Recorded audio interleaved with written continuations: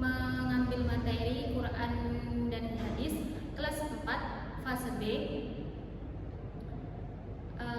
Mari kita langsung mempresentasikan. Jadi di modul ajar ini pertama-tama harus ada informasi umum. Informasi umum itu menyangkut itu nama menyusun, nama sekolah, nama ajar, kurikulum, terus kelas dan fase, terus juga ada topik atau tema. Ya, lanjut. Dan juga alokasi waktu. Lanjut, setelah itu ada identitas modul.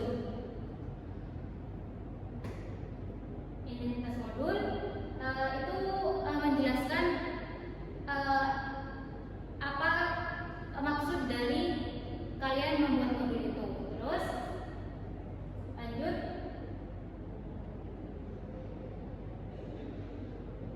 D ada yaitu identifikasi murid. Ini ada dua kategori, yaitu pengetahuan awal dan minat. Pengetahuan awal, minat dan kebutuhan pelajaran. Terus juga setelah identifikasi murid, kita lanjut ke materi. Materi apa yang harus kita sampaikan kepada murid?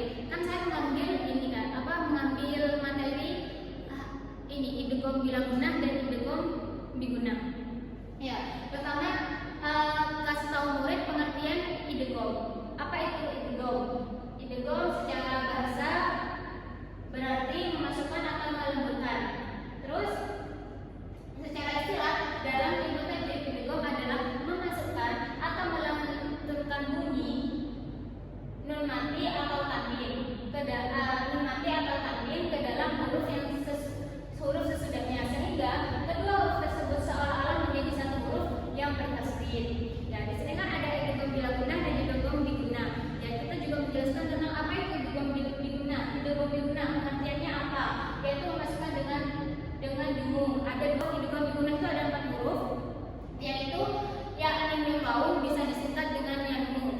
Ada 4 huruf yaitu pengertian idgham bigunah. Idgham bigunah memasukkan dengan dengung, yaitu apabila ada nun mati atau tanwin bertemu dengan 4 huruf yaitu ya mim waw bisa disingkat yang mu, itu disebut idgham bigunah. Seterusnya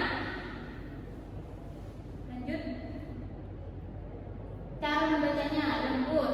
Terus kasih tahu cara membacanya, terus contoh bacaannya idgham bigunah itu apa saja.